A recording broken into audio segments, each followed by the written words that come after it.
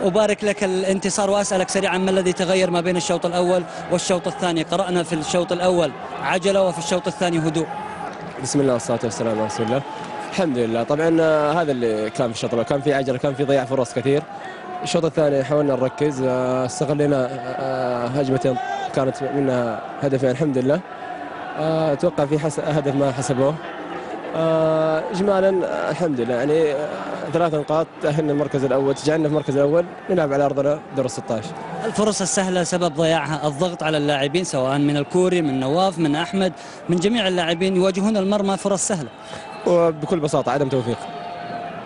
الآن النظرة إلى دور ال16 مباراة تكسبون أن تلعبوا على أرضكم بين جمهور.